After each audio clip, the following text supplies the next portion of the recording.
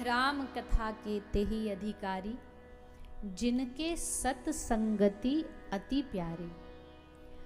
सच्चे श्रोता, अधिकारी श्रोता भागवत के कौन माने जाएंगे? बोले जिनको सत्संगति, सत की संगति, शुभ की संगति, संतों की संगति अच्छी लगती हो, वही कथा के पूरे अधिकारी श्रोता हैं। हमको कोई शुभ आदमी मिल जाए, कोई अच्छा संत मिल जाए, उसका संग करना अच्छा लगता है कि नहीं लगता? अगर अच्छा लगता है तो हम कथा के अधिकारी हैं। हमको संसार वाले लोगों के साथ में ज्यादा मजा रुचि आती है या कोई भक्त के साथ बैठ कर के उसके साथ भगवान की बातें करने में ज्यादा आनंद आता है? ये बताता है कि हम कथा के अधिकारी हैं या नहीं हैं। निर्मत्सरता जिसके भीतर होती है वो कथा का अधिकारी है। द्वेष भाव, ईर्ष्या भाव जिसके हृदय से खत्म हो गया हो वो कथा का अधिकारी है। ऐसा वर्णन भागवत के इस द्वितीय श्लोक में मुहुरहो रसिका भुवि भावुकाः। श्रीमद् भागवत कोई किताब नहीं समझिए, ये बड़ा सुंदर मेहनत का, जो कहते हैं ना प्रतीक्षा का, इंतजार का फल मीठा होता है। ये जो भागवत है ये फल है, बड़ा सुंदर फल। ये शास्त्र पुराण वेदों पर लगा हुआ, जैसे वृक्ष पर फल लगता है, वैसे ये भागवत का फल वेदों से निर्झरित हुआ है। कैसा फल है? खट्टा नहीं है, कड़वा नहीं है, रसमालयम, बहुत रसीला है, रस से भरा हुआ है, पका हुआ है। ऐसा रसमय फल पिबत भागवतम रसमालयम। इसको पीते पीते अपने जीवन को धन्य करो, क्योंकि ये इस रस को पान करने का अवसर भगवान किसी किसी को ही प्रदान करते हैं। तो यहाँ इस श्लोक की भी बड़ी सुंदर व्याख्या की गई है। आगे भगवान के 24 जो अवतार हुए उनका वर्णन सुना रहे हैं श्री व्यास जी महाराज। वैसे तो इस चराचर तो सारे एक तरह देखा जाए तो सब भगवान के ही अवतार हैं, भगवान के ही अंश हैं, पर अंशी हैं, हम अंश हैं, भगवान नहीं है। भगवान अनेक अवतार लेते हैं किसी ना किसी रूप में, और इतिहास में कितने अवतार तो ऐसे भगवान के जिनके बारे में कभी लिखा ही नहीं गया, पर फिर भी भगवान ने वो अवतार लिए। अब भगवान के 24 अवतार में भगवान कहीं कुकर बने ऐसा तो नहीं लिखा, पर ज्ञान देव जी ने उस कुत्ते में भगवान को देखा और कुत्ते में उनको भगवान दिख गए और भगवान ने दर्शन भी दे दिया। ज्ञान देव जी के जीवन में कथा आती है, भोजन करने बैठे, रोटी खाने बैठे तो कुत्ता आ गया, कुत्ता रोटी लेके भाग गया। अब रोटी लेके भागा, अब भगवान के जो भक्त होते हैं उनका देखने का नजरिया कुछ और होता है, संसार वालों का कुछ और होता है। संसार वालों के लिए घर से कोई कुत्ता रोटी लेके भाग जाए तो उसका लेके डंडा उसकी टांग तोड़ देंगे, खूब मारेंगे। क्यों? क्योंकि अरे कुत्ता हमारे थाली में से रोटी ले गया। पर भगवान के भक्त का देखने का नजरिया कुछ और है। ज्ञान देव जी ने देखा कुत्ता रोटी लेकर के जा रहा तो उन्होंने मारा नहीं, हंसने लगे। अरे वाह प्रभु, बड़ी निराली लीला है आपकी, बड़ी गजब लीला करते हो। अरे रोटी खानी थी तो हमको बता देते, हम ढंग से खिला देते, लेके भागने की प्रभु क्या जरूरत है? और चलो कोई बात नहीं, लेके भागे तो वो भी सूखी रोटी लेके भागे, कम से कम ने घी तो लगवा ले जाते। हमको पता होती कि आप खाओगे तो हमने घी लगा देते।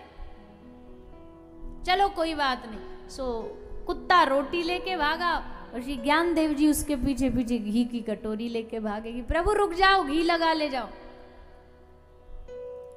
और देखो जैसे ज्ञान देव जी ने उस कुत्ते में भगवान को होने का अनुभव किया, तो भगवान ने भी कहा हम थोड़ी ना पीछे रहेंगे, अगर इसने देख ही लिया तो लो, भगवान भी कुत्ते में से प्रकट होकर के ज्ञानदेव जी को दर्शन दे देते हैं। अब कुत्ता भगवान का अवतार ये कहाँ 24 अवतारों में लिखा। भगवान समय समय पर किसी ना लीला करते हैं, कभी भी आ सकते हैं, वो कहीं भी आ सकते हैं। वो जीव समझता नहीं है, उनको लगता है कोई भगवान अलग से ही कोई स्वरूप लेके प्रकट होंगे, पर ऐसा नहीं है। ये वही वाली बात है कि एक आदमी था, उसके घर के आसपास गांव में बाढ़ आ गई, पानी में पूरा घर डूबने लगा, गांव डूबने लगा। अब भगवान का वैसे तो भक्त था, भगवान पे बड़ा भरोसा करता था, उसने की कथा में सुना था तुम भगवान पे भरोसा करो, भगवान बचाने आएंगे। तो वो भी एकदम जिद पे अड़ गया, मतलब भगवान आएंगे मुझे बचाने, वो बचाएंगे तभी जाऊंगा। अब बाढ़ आ रही थी, एक नाव वाला आया, नाव वाले ने कहा भाई साहब आ जाओ, नाव में बैठ जाओ, डूब जाओगे। बोले ना, भगवान आएंगे मैं तो तभी जाऊंगा। सो चला गया नाव वाला। फिर वो रेस्क्यू वाले आते हैं ऊपर, हेलीकॉप्टर से वो रस्सी फेंकते, उन्होंने फेंकी, बोले भैया आ जाओ, रस्सी पकड़ लो। बोले ना, तुम्हारे बचाने से नहीं, वो तो भगवान ही आएगा तभी बचाऊंगा। एक आदमी आया, उसने हाथ दिया, बोले भैया आ जाओ, हाथ पकड़ लो, हमारा डूब जाएगा। बोले ना, भगवान आए तभी जाऊंगा। ऐसे करते करते डूब गया। अब मृत्यु के बाद गया ऊपर, तो जाकर के एकदम गुस्से में था, बोला हमको पहले भगवान से बात करने दो। तो यमराज जी ने कहा प्रभु एक बड़ा नाराज हुआ भक्त आया है आपका, आपसे हिसाब किताब मांग रहा है। भगवान ने कहा भेजो उसको। तो भेजा। भगवान ने कहा काय को नाराज है? बोले हमने सुना था तुम कहते हो कि जो मेरे आश्रित होता है मैं उसे बचा लेता हूँ, मैंने कितना कहा था कि आप आओगे तभी मैं बचूंगा, तभी मैं वहां से बाहर निकलूंगा, आप आए ही नहीं बचाने के लिए। तो भगवान ने मुस्कुरा के कहा रे पगले, वो जो नाव चलाने वाला, वो जो जहाज चलाने वाला, वो जो हाथ दे रहा था तुझे पकड़ करके पानी से निकाल रहा था, वो क्या तेरे बाप ने भेजा था? वो सब कहां से आए थे? अरे मैं ही तो रूप बदल करके तुझे बचाने आया था, तू ही नहीं पहचान पाया, तो मेरी क्या गलती है? अब बचाने के लिए तुझे आऊंगा तो वहां थोड़ी ना मोर मुकुट पहन करके आऊंगा, वहां पानी में बचाने के लिए तो नाविक बन के ही आना पड़ेगा ना। तू ना पहचान पाए तो तेरी भूल है। बात बड़ी सच्ची है कि भगवान कभी ना कभी कहीं ना कहीं जब भी लगता है कि हम डूब रहे हैं, हम फिसल रहे हैं, तो वो जो मदद का हाथ आगे बढ़ कर के आता ना, वो और कोई नहीं होता, वो भगवान ही होते हैं।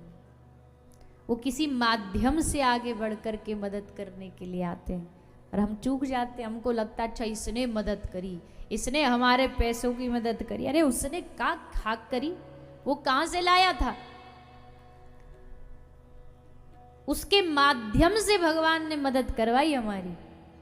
मदद करने वाले भगवान ही थे, रूप इसका दे दिया।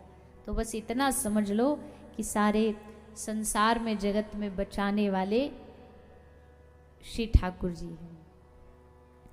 तो यहाँ श्री व्यास जी महाराज ने भगवान के 24 अवतारों का वर्णन किया और फिर उसके बाद सुखदेव जी का आना। सुखदेव जी जो कथा से पहले जन्म लेते ही जो वन की ओर भागे थे, उन सुखदेव जी को वापस लाने का काम भागवत जी ने किया। कैसे किया? एक बार नारद जी को लगा बहुत दिन हो गए व्यास जी से मिले नहीं, चलो मिलने जाते। देखो पहले के समय के जो महात्मा थे ना, उनमें कोई ईर्ष्या भाव नहीं होता था, आज भी नहीं होता। जो सच्चे संत होते उनमें नहीं होता ईर्ष्या भाव। वो जब भी एक दूसरे से मिलेंगे तो एक दूसरे को प्रणाम करेंगे, वो उनकी बड़ाई करेंगे, वो उनकी बड़ाई करेंगे। ये संतों का लक्षण होता है। पहले के जमाने में तो बिल्कुल ही नहीं, पहले के समय में तो सब संत आपस में मिलते जुलते थे और मिलते जुलते रहना चाहिए। सूरदास जी तुलसीदास जी से मिल लिए, तुलसीदास जी सूरदास जी से मिल लिए, नारद जी व्यास जी से मिल लिए, व्यास जी, ऐसे ये मिलना जुलना संतों में हमेशा से चलता था। ये तो बीच में कभी कभी अभिमान आड़े आ जाता है कि भाई हम क्यों मिलने जाएं उनसे, हम क्यों उनके दर्शन करने जाएं। पर संतों के दर्शन के लिए तो कभी भी मौका मिल जाए कभी चूकना नहीं चाहिए, चाहे कोई कितना भी बड़ा प्रधानमंत्री क्यों ना हो, संतों के दर्शन से कभी चूकना नहीं चाहिए। तो नारद जी को लगा बहुत दिन हो गए व्यास जी के आश्रम गए नहीं, चलो हालचाल देख के आते हैं। और भगवान को कुछ लीला भी घटवानी थी, इसलिए नारद जी को भेजा। जब भी कोई कौतुक करना होता ना भगवान को तो नारद जी को भेजते। तो कौतुकी नारद जी आ गए व्यास जी के आश्रम में। लेकिन व्यास जी के आश्रम में जैसे घुसे, देखो घर का दरवाजा बता देता है इस घर में कैसे लोग रहते हैं। घर का दरवाजा कैसे बता देता है? बोले घर का दरवाजा ऐसे बता देता, पहले के जमाने में लिखा होता था स्वागतम घर के दरवाजे पर आंगन पे। आजकल क्या लिखते हैं? बोले कुत्तों से सावधान। तो मतलब कि यहाँ पर स्वागत वागत तो कुछ होगा नहीं, उल्टा और डरा करके घर में प्रवेश कराया जाता है। और क्या पहचाने किसी के कि भाई यहाँ भक्त रहता है? बोले जो ज्यादा संसार वाला होगा उसके घर के आंगन के बाहर आपको दरवाजे पर या छत पर वो नजर वाला काला मटका लगा दिखाई देगा। क्या देते हैं ना काले मुंह का, वो क्यों लटकाते हैं? बोले हमारे घर को काई की नजर ना लगे। अच्छो भैया सबरे दुनिया में तुम्हारो ही घर है नजर लगने लायक, और तो सब बेकार है। पर वो लगा देंगे। और भगवान के भक्त का लक्षण क्या है कि उसके घर के आंगन में घुसते ही आपको तुलसी नजर आएगी, तुलसी का पौधा लगा होगा, कोई अच्छे अच्छे वृक्ष लगे होंगे। तब उस घर के आंगन को देख करके समझा जा सकता है कि ये भगवान के भक्त का घर है। तो वहां की एक पहचान भी अलग होती है, वहां उस स्थान में एक अलग शांति होती है। तो आश्रमों में लोग जाना क्यों पसंद करते? क्योंकि वहां का वातावरण शांति में होता है, आनंद में होता है। यही सोच के नारद जी आए थे। एक तो उत्तराखंड की भूमि वैसे ही इतनी सुंदर, उसमें भी ऊपर ऊपर चढ़ते जाओ, देवप्रयाग, रुद्रप्रयाग, विष्णुप्रयाग और फिर बद्रीनाथ, बद्रिकाश्रम। उसकी सौंदर्य, उसका आनंद, उसका जो वातावरण है वो बड़ा एकदम अलग है। फिर व्यास गुफा चले जाओ, व्यास जी के आश्रम, वहाँ एकदम परम शांति। अब तो चलो खैर सब दुनिया पहुंच गई वहाँ, पर उस जमाने में तो व्यास जी रहते थे, व्यास आश्रम ही था बस। तो वहाँ उस स्थान का आनंद लेने नारद जी पहुँचे। पर ये क्या, यहाँ तो जो शांति होनी चाहिए व्यास जी के आश्रम में वो तो दिखाई नहीं दे रही। और तो और बेचारे व्यास जी भी बड़े विचलित से नजर आ रहे हैं, बहुत उदास हैं, परेशान हैं। तो नारद जी ने व्यास जी से पूछा, व्यास जी आप और उदास, आप और अशांत? अरे कोई संसार वाला चिंतित हो, उदास हो तो बात समझ आती है।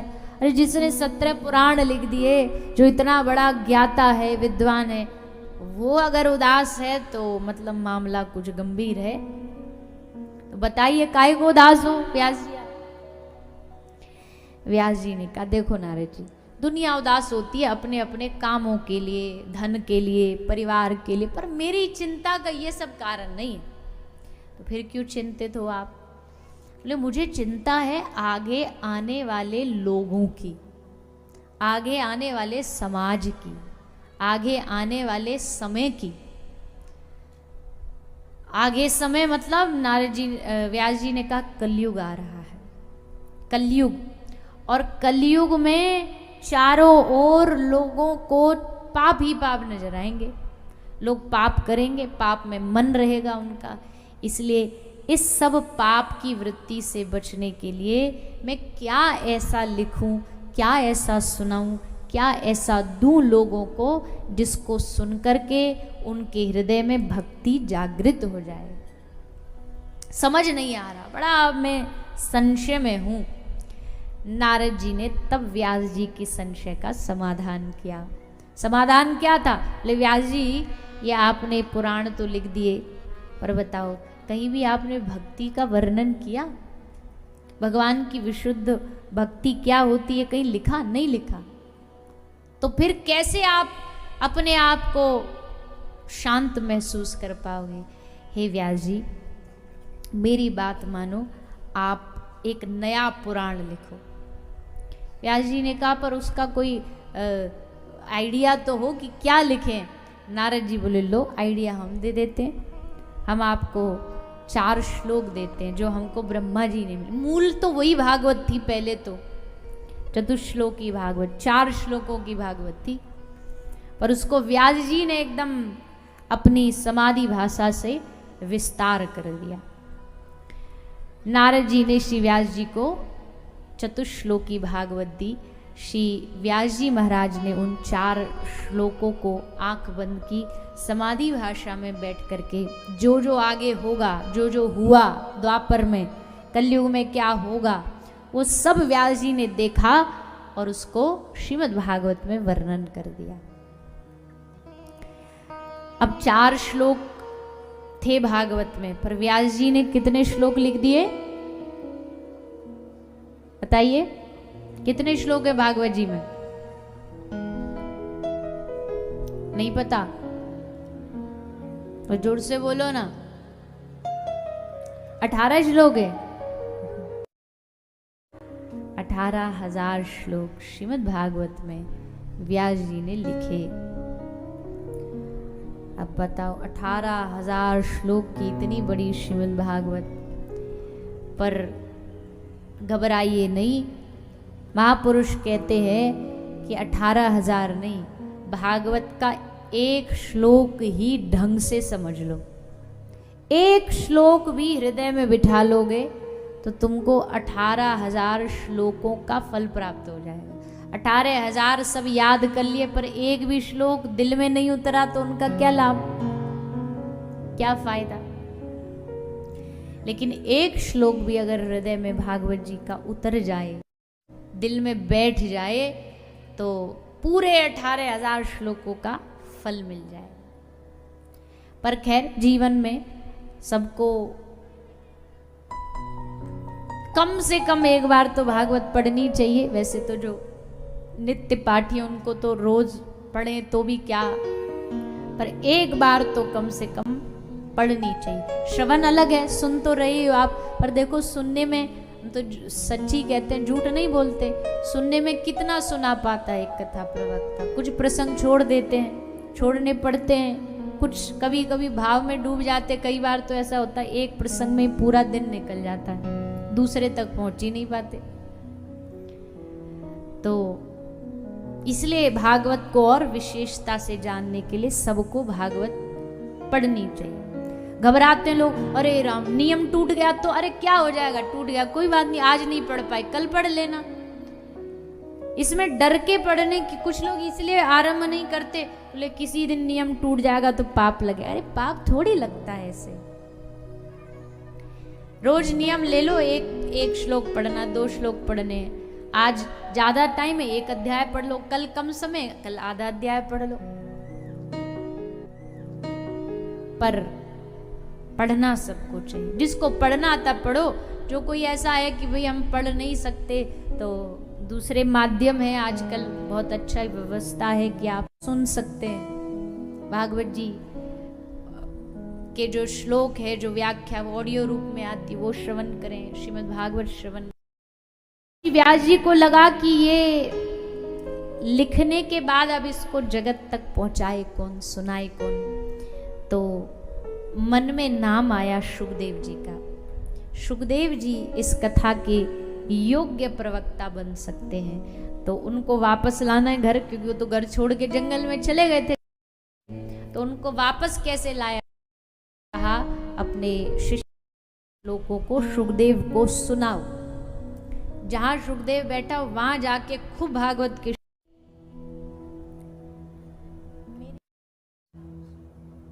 ये कोई साधारण मनुष्य नहीं है, ये दूत है, परिकर है, भगवान ने इसको भेजा। तो जब अपनी ही लोक से आए हुए अपनी लोक की कथा सुनेगा, भगवान की महिमा सुनेगा, तो इसका मन अपने आप यहाँ खिंचा चला आएगा। तो शिष्यों ने जाकर के भगवान के सुंदर स्वरूप का वर्णन किया है। बरहा पीड़म नटवर वपु कर्णयो कर्णिकारम, श्रीमद् भागवत की कथा को श्री सुखदेव जी ने श्रवण पान किया। इस प्रकार भागवत का आरंभ हुआ। श्रीमद् भागवत के प्रवक्ता श्री सुखदेव जी बने, और फिर राजा परीक्षित, जिन्होंने इस कथा के श्रोता बनकर के इस कथा को सुना है, उनकी कथा सूत जी सुना रहे। पर उससे पूर्व आइए महाभारत की कथा में हम सब प्रवेश करें। उसमें ऐसा कि कोई उसको एक बार देख ले, सुन ले, तो फिर मन उनको दे बैठता है। सुखदेव जी भी दे बैठे, अपने आप को रोक नहीं पाए और व्यास आश्रम चले गए। तो इस प्रकार सुखदेव जी की कथा सूत जी ने श्रवण कराई। फिर 88,000 शौनक आदि ऋषियों ने सूत जी से पूछा, महाराज हमने सुना है कि इतिहास में भगवान ने पांडव वंश में जाकर के पांडवों की रक्षा की है, उन्हें बचाया है, उनको जिताया है। तो ऐसा क्या था उस पांडव वंश में कि आखिर भगवान सब छोड़ छाड़ करके उस युद्ध में वहीं आकर के बैठ गए? तो श्री सूत जी महाराज कहते हैं, कथा श्रवण कराते हैं,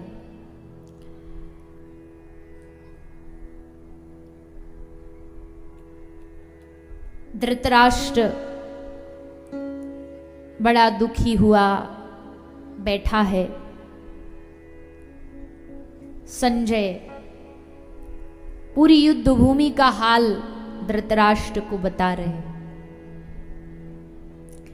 देखो भगवत गीता जो शुरू होती है ना, वो संजय वाच, संजय ने जो कहा, धर्म क्षेत्रे कुरुक्षेत्रे, संजय कह रहा है, यानी कि संजय के द्वारा क्या युद्ध भूमि में हो रहा है वो सुनाया जा रहा है। तो धृतराष्ट्र पूछ रहा है अब कौन मरा? उसे लगा कि अब कोई पांडवों में से एक आध मरेगा, पर संजय कहता है अब कर्ण मरा। अब कौन मरा? अब पितामह ने प्राण त्याग दिए। अब कौन गया? बोले आपके 100 की 100 पुत्र व एक बच्चा दुर्योधन, वो भी कैसे अधमरा पड़ा। किसने मारा उसको? बोले भीम की गदा ने उसकी जंघा को तोड़ दिया था। अब वो रणभूमि में निहत्था पड़ा है। जितने उसके अपने थे, जिनको अपना मानता था, वो सब भी मारे जा चुके हैं, कोई शेष बचा ही नहीं। अब भी वो चाहता है कि मेरे मरने से पहले मैं पांडवों को मरता देख लूं। उसे अपने मरने की इतनी चिंता नहीं है जितनी चिंता ये कि मेरे मरने पर भी पांडव जीवित रह गए तो ये तो मेरा युद्ध करना असफल हो जाएगा, क्योंकि मैंने इस युद्ध के लिए कितने कितने प्रयास किए। सबने युद्ध के लिए समझाया, यहाँ तक कि साक्षात श्री कृष्ण भी समझाने के लिए दुर्योधन को आए, पर दुर्योधन ने कह दिया कि शांति प्रस्ताव ला करके कोई लाभ नहीं है, युद्ध तो होगा, और आज जिसके लिए युद्ध किया वो पांडव बच जाए, मैं मर जाऊं तो मेरी मेहनत खराब हो गई। अब भी सोच रहा क्या करूं, कैसे करूं, पांडवों को कैसे मारूं। तब उसी क्षण गुरु श्री द्रोणाचार्य, जिनका पुत्र अश्वत्थामा रहा, अश्वत्थामा दुर्योधन के पास आ गया, क्योंकि वो अमरत्व का उसको वरदान था। कहते हैं आज भी अश्वत्थामा कलयुग में भी जीवित है, कुछ जो चिरजीवी हैं उनमें से। तो आ गया दुर्योधन के पास। दुर्योधन को उसको देख करके बड़ी शांति मिली कि चलो कोई तो आया मुझे पूछने के लिए। अश्वत्थामा ने कहा क्या चाहते हो? दुर्योधन ने कहा पांडवों की पांचों चाहता हूं, ला सकते हो? मेरी ये अंतिम इच्छा पूरी कर सकते हो? अश्वत्थामा ने कहा क्यों नहीं कर सकता, मैं तो कब से ये करना चाहता था, पर आप ही ने मौका नहीं दिया। हमने कैसे मौका नहीं दिया? ले आप एक मौका देते तो आप मुझको अपने सेना का सेनापति बनाते तो मैं फिर देखो क्या करके दिखा देता। जब किसी आदमी से कोई काम बनता नहीं ना, तो फिर वो अंत में जाकर के दूसरों पर उसका बहाना डालता है, मुझे कर देते तो मैं वो कर देता, मैं ये करके दिखा देता। दुर्योधन बोला तो अब करके दिखा दो, अब भी कौन सा कोई देर हुई है, अब भी तो मौका है, पांडव अब भी जीवित है, तुम जाओ उनको मार के लेकर के आओ मेरे पास। अश्वत्थामा बोला जो आ गया, लेकर के अपने अस्त्र निकल गया। कहां पहुंचा? पांडवों के शिविर में। और आज भगवान ने बड़ी एक विचित्र लीला करी। कहते हैं इस युद्ध में कौरवों ने अपना सब कुछ खो दिया, पर पांडव वैसे तो भगवत आश्रित थे तो भगवान ने उन्हें बचाया, पर एक जो जब युद्ध होता है तो हानि दोनों पक्षों की होती है, और इस हानि में सबसे बड़ी हानि पांडवों की हुई कि 5 बालकों से विदा ले सकता हूं इस दुनिया से।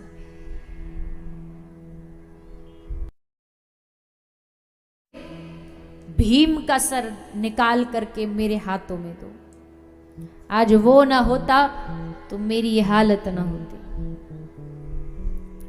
तो भीम का पुत्र भीम जैसा थोड़ा दिखता था, उसका शीश, उसका सर निकाल के दे दिया।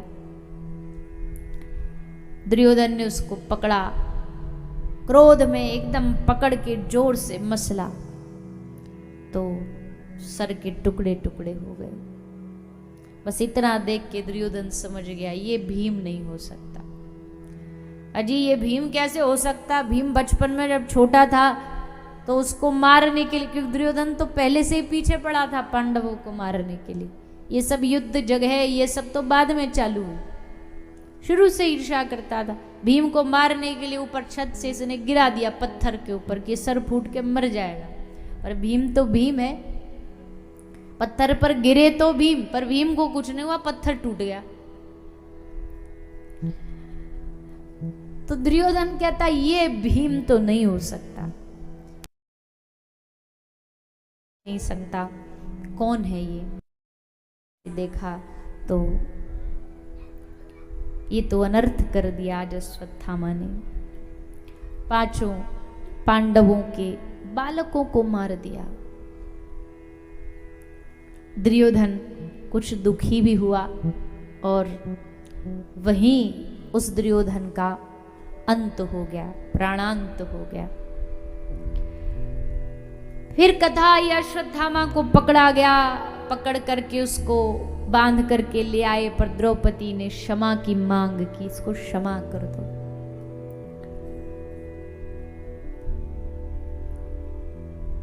क्षमा करना जीवन का एक सबसे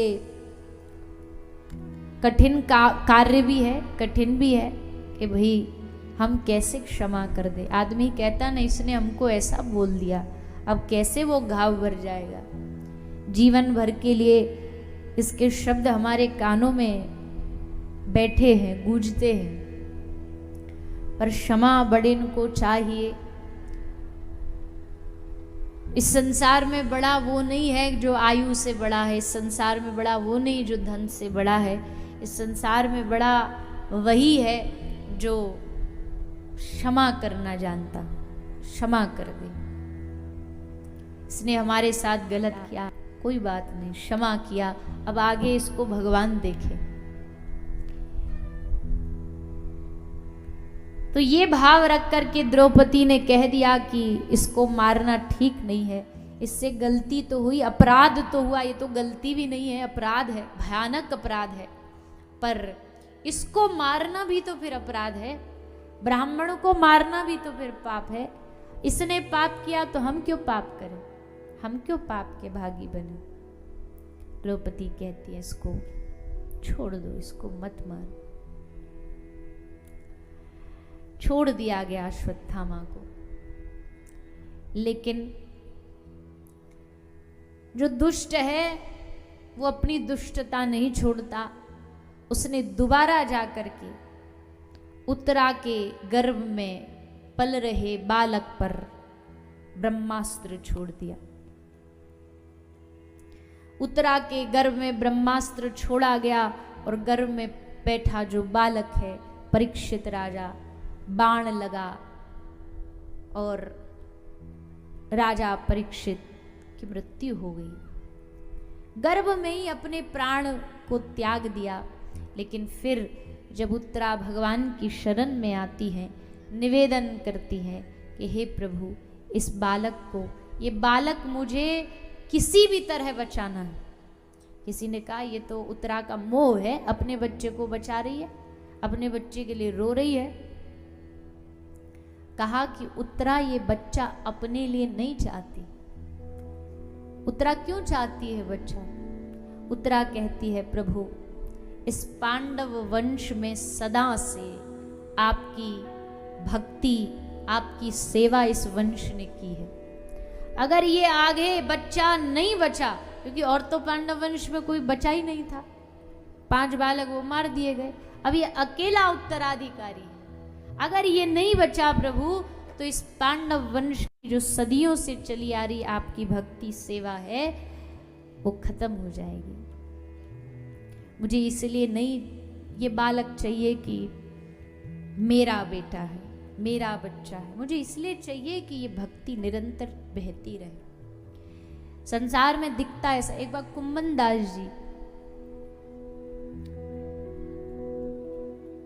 शायद अगर मैं गलत नहीं हूं तो कुंभन दास जी, अन्यथा थोड़ा नाम में, पर एक भगवत भक्ति थे, ये समझ लीजिए। उनके पुत्र की मृत्यु हो गई। उनके पुत्र की मृत्यु हुई तो खूब रोए, खूब रोए। तो किसी ने कहा वैसे तो बड़ा भगत बनता था, वैसे तो कहता था सब आनी जानी माया, और अब जब पुत्र मरा तो तू रो रहा है। तो किसी ने कहा देखो भैया, भक्त के भाव को समझना बड़ा टेढ़ा काम है, हर कोई नहीं समझ सकता। तो एक संत थे, उन्होंने पूछा कुंभन दास जी को आप क्यों रो रहे हो? तो उन्होंने कहा कि मैं इसलिए रो रहा हूं, पुत्र चला गया। बोले तो मोह है? बोले मोह नहीं है, मैं इसलिए रो रहा हूं, पुत्र जाने के बाद 12 दिन तक घर में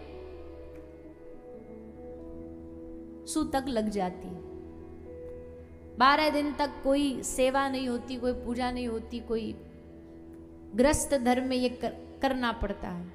तो अगर ये सूतक घर में लग गई तो इतने दिन मुझे, मैं जो ठाकुर जी को गा के सुनाता हूँ, जो सेवा करता हूँ, इतने दिन मैं भगवान की उस सेवा से वंचित रह जाऊंगा, ये सोच सोच के मुझे रोना आ रहा है। मैं इसलिए रो रहा हूं कि मैं भगवत सेवा से वंचित रह जाऊंगा। तो दिखने में तो ऐसा लगता है कि भाई ये परिवार के लिए रो रहे, बाल बच्चों के लिए रो रहे, पर उसमें मुख्य उनका भाव कुछ और होता है। उत्तरा भी कहती है, प्रभु मुझे बेटा बच्चा मेरे लिए नहीं चाहिए, ये आपकी भक्ति आगे बढ़े इस वंश में, इसलिए मुझे ये संतान चाहिए। भगवान ने कर लो, अभी अब रक्षा करते। और भक्त वत्सल भगवान उत्तरा के गर्भ में प्रवेश करके उत्तरा के पुत्र राजा परीक्षित को जाकर के जीवित कर देते हैं। राजा परीक्षित ने आंख खोली, गर्भ में शिशु ने आंख खोली, देखा सामने अंगुष्ठ मात्रम अमलम, एक अंगूठे के बराबर एक पुरुष, दिव्य पुरुष सामने खड़ा, मंद मंद मुस्कुरा रहा है। उसको देख करके राजा परीक्षित के हृदय में वो छवि बस गई। आगे भी भागवत में लिखा है, राजा परीक्षित सारी उम्र उसी दिव्य पुरुष लगे रहे कि वो जो गर्भ में दिखा था वो कहाँ है। अब जन्म लेने के तो गर्भ में ही राजा परीक्षित ने भगवान का दर्शन कर लिया। वर्णन आया है यहाँ पर। माता कुंती स्तुति करती हैं, भगवान से विपत्ति मांगती हैं और फिर भगवान मिलने जाते हैं जहाँ पितामह बाणों की सैया पर सोए हुए थे। भगवान गए पितामह के पास। पितामह बड़े प्रसन्न हुए कि हमसे मिलने के लिए भगवान स्वयं चल कर के आए। सोचिए, जिनसे जगत मिलने जाता वो आ रहा है भगवान पितामह की इच्छा पूरी करने के लिए। इच्छा क्या थी पितामह की? हे प्रभु, मरते समय यमराज का मुंह नहीं देखना हमको, मरते समय यमदूतों को नहीं देखना हमको, मरते समय काल सर पे नाच रहा हो ये नहीं देखना हमको। तो भगवान ने पूछा फिर क्या देखना है तुमको? ले हमको यही देखना।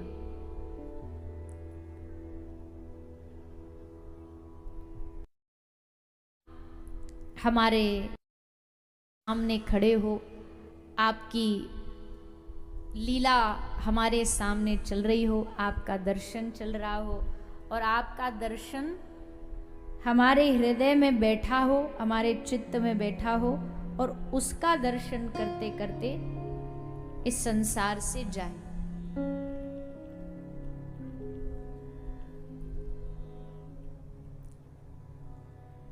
गोविंद नाम लेकर तब प्राण तन से निकले। गोविंद नाम लेकर तब प्राण तन से निकले। इतना तो करना स्वामी, जब प्राण तन से निकले। इतना तो करना स्वामी, जब प्राण तन से निकले। इस दुनिया में हम कोई पैदा हुआ नहीं, हुआ है कोई अमर पैदा? जाएंगे तो टिकट तो कटेगी एक दिन, और जिस दिन जाएंगे उस दिन माया बड़ी प्रबलता से हमको भटकाने की कोशिश करेगी। और माया क्या करेगी? हमारा मन करेगा, हमारा मन जीवन भर भटकता रहा, उस दिन भी भटकेगा। उस दिन भी यही याद आएगा कहीं हमारे जाने के बाद धंधा बच्चे ठप ना कर दे, हमारे जाने के बाद कहीं नाम हमारा मिट्टी में ना मिला दे, हमारी कमाई कहीं गवा न दे, उड़ा न दे। इसकी चिंता करते करते उम्र निकल जाएगी, मृत्यु आ जाएगी, काल आ जाएगा। लेकिन प्रभु ऐसी कृपा करना कि श्री गंगा जी का तट हो, यमुना का वंशीवट हो, श्री गंगा तट हो, यमुना का बंध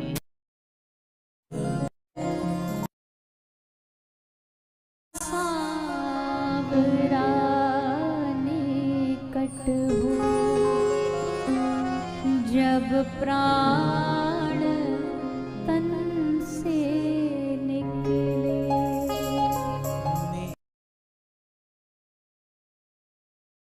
में जल गया, कोई मर गया, पानी में बह गया, कोई मर गया,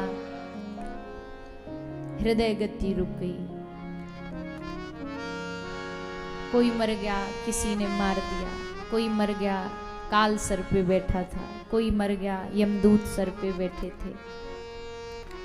पर जब भगवान का भक्त मरता है ना, जब भगवान का भक्त इस दुनिया से जाता है, तो यमराज नहीं आंख दिखाते, बल्कि बड़े बड़े देवता उसके आगमन पर रास्ते में फूल बरसाने के लिए खड़े होते हैं, उसके स्वागत के लिए खड़े होते हैं। देवता उसका स्वागत करते हैं, भगवान उसका धाम में स्वागत करते हैं। अभी मैंने कहीं पढ़ा था, अभी कि जब कोई भक्त वैकुंठ जाता है तो दूत उसके स्वागत के लिए खड़ा होता है। ऐसे नहीं, बोले स्वयं मी और नारायण हाथ में माला लेकर के उसके स्वागत के लिए खड़ा होते हैं कि तू आ गया। जो वहां तक पहुंच पाता, वहां तक तो पहुंच लोग कहां पाते हैं, करके फिर यही लेंगे। पर जो पार हो गया, उस लक्ष्मी नारायण स्वयं वैकुंठ के दरवाजे पर लेके खड़े रहते हैं कि इतने जन्मों भटकने के बाद अब तू आ गया मेरे पास, और उसको गले से लगा लेते कि आप स्वागत देते, दूत स्वागत, भगवान स्वयं जाते दरवाजे पर लेने। तो हे प्रभु, इतनी कृपा करना कि आपका नाम लेते लेते जिव्या पर हमें संसार, क्योंकि ये सबके बस की होता नहीं है, ये सब कैसे भगवान का नाम से सुन, ये सारा जीवन लगे रहते हैं कि मरते समय हमें नहीं देखना वो यमदूतों का चेहरा, हमको देखना है कि भगवान पीतांबरी कसी हो, होठों पे एक हंसी हो, आप खड़े हो पीतांबरी बांध करके, मुखड़े पे आपके चेहरे पर मुस्कान, और उसको देखते देखते हम संसार से चले जाएं। तो पितामह ने यही मांगा, प्रभु मैं तो आप सामने। पितामह ने कहा कि मांगा है, भक्त वांछा कल्पतरु है भगवान, भक्त जो मांगेगा, जो इच्छा रखेगा उसको भगवान। तो आ गए भगवान पितामह के, अब दर्शन देने, दर्शन करने, कुछ भी कह लो, भगवान है। मृत्यु के समय कोई मुझे याद न कर पाए मेरा भक्त, तो अहम स्मरामि, मैं उसको याद। आज भगवान ने वो बात सही करके दिखाई। भगवान आए, वो जा रहा हूं, मेरे से ब्याह अपनी बेटी के हाथ। हर पिता चाहने से पहले अपने बाल बच्चों को अच्छे ढंग से, तो मेरी बेटी से विवाह कर लो। सबने कहा पितामह आपने तो धोखा दिया, आप तो ब्रह्मचारी थे, आपकी बेटी, आपकी पुत्री कहाँ से हो गई? तो पितामह ने कहा मेरी बेटी है, मेरी मति, मेरी बुद्धि, मैं चाहता हूं, अब ये किसी काम की नहीं, इसको आप में लगाना चाहता हूं। तो अपनी बुद्धि को भगवान के चरणों में लगाते हुए पितामह परम धाम चले जाते हैं। उनका धाम गमन हुआ। श्री सुखदेव जी, श्री सूत जी महाराज ने ये कथा श्रवण कराई। भगवान द्वारिका लौट आए। भगवान द्वारिका वापस आते हैं और द्वारिका से फिर अपने गोलोक चले जाते हैं। पांडव भगवान के बगैर रह नहीं सकते थे, इसलिए वो भी घर त्याग करके वन में चले गए। राजा परीक्षित को राजा बना दिया गया। छोटी सी आयु में राजा बन गए। 14 साल के थे राजा परीक्षित जब राजा बने, लेकिन इससे बड़े समझदारी से इन्होंने अपने राज्य को संभाल लिया। और फिर समय आया जब कलयुग की खोज में निकले। कलयुग मेरे राज्य में आ कैसे सकता, धनुष बाण लेके कलयुग को मारने दौड़े। कलयुग हारा थका परीक्षित जी की शरण में आ गया। परीक्षित जी ने देखा कि कलयुग गाय को मार रहा है, परेशान कर रहा है, समझ गए ये कलयुग ही कर सकता है। और या फिर ये कह लो कलयुग ही जीव कर सकते हैं। जो इस प्रकार गायों को परेशान करते हैं, उन पे क्रूरता करते, वो उनके सर पे कलयुग बैठा है। पूरे घोर कलयुगी हैं, तभी वो कर रहे हैं। भगवान का भक्त तो ऐसा कभी कर ही नहीं सकता। सो महाराज राजा परीक्षित गए। राजा परीक्षित ने कलयुग को राज्य से बाहर जाने की आज्ञा दी। कलयुग ने पूछा कि प्रभु कहाँ जाएं हम, तो स्थान दे दिए। ये स्थान बड़े ही अपवित्र स्थान है, और है तो अपवित्र, पर पता नहीं आजकल लोगों को ये बड़े पवित्र लगने लगे, इसलिए जब देखो यहीं पाए जाते हैं। जैसे शराब पीना, जुआ खेलना, वेश्यावृत्ति करना,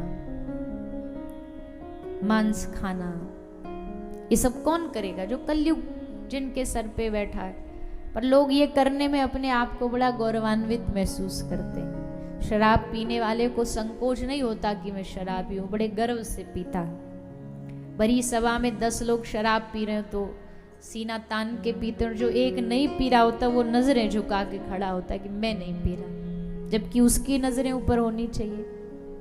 लेकिन हम क्या करते हैं? बुराई एक साथ मिलकर के अच्छाई को दबाने की कोशिश करती है ताकि उसका बोलबाला रहे, वो बुरे ना माने जाए। तो यही हो रहा है संसार में, शादियों में, ब्याहों में। अरे और तो छोड़ दो, लोग पवित्र चीजों में, नवरात्रि के, दुर्गा अष्टमी, गणपति विसर्जन और न जाने क्या क्या होता है, उस सब में भी ये सब गंदगी फैला देते हैं। तो ये सब नहीं होना चाहिए। ये पाप की निशानी है, कलयुग की निशानी है।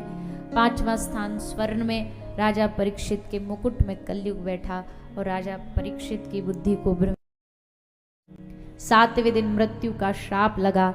राजा परीक्षित संतों की शरण में गंगा के किनारे पहुंच जाते हैं, सुखदेव जी की शरण में पहुंचते हैं और सुखदेव जी जाकर के राजा परीक्षित को श्रीमद् भागवत कथा का श्रवण पान सुनाते हैं, जो आप हम सब आगे कथा सत्र में सुनेंगे। कैसे सुखदेव जी ने कथा सुनाई राजा परीक्षित को, उसका भी श्रवण पान करेंगे।